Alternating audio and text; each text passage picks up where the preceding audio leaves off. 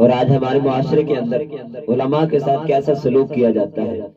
سب سے کم تنخواہ والا طبقہ ہمارے علماء ہیں،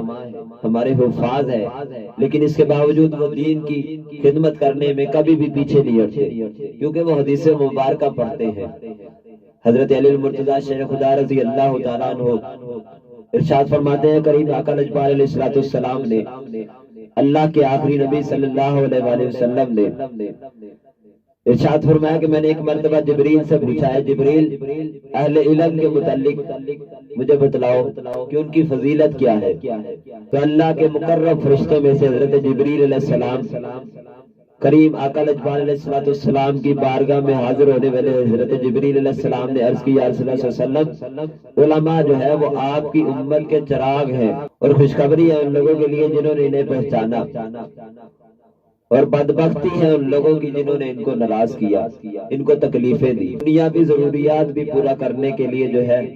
وہ اگر دوسروں کے محتاج رہے تو وہ لوگ اپنے بارے میں سوچیں، بروز قیامت وہ اپنے نبی کو کیا منہ دکھائیں گے۔ اور یہ حدیث مبارکہ جو ہے انسان پر وجد طاری کر دینے کے لیے کافی ہے،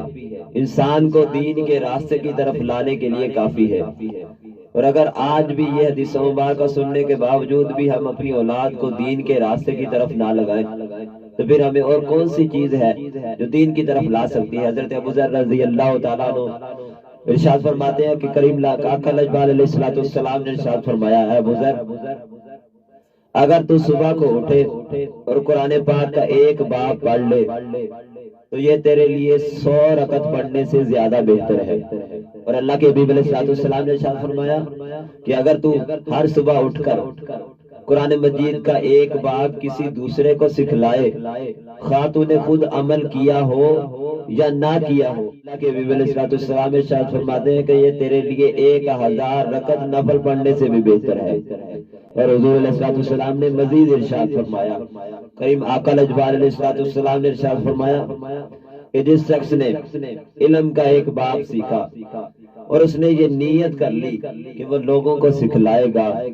ابھی اس نے سکھلایا نہیں، صرف اس نے نیت کر لی، تو اللہ کے حبیب علیہ السلام ارشاد فرماتے ہیں اللہ رب العزت اسے 70 انبیاء کے برابر ثواب عطا فرمائے گا۔ اور مشکات العنوان میں حضور علیہ السلام کا فرمان ہے، آقا کریم علیہ السلام نے ارشاد فرمایا کہ جو شخص عالم دین کے پاس 2 گھڑیاں بیٹھا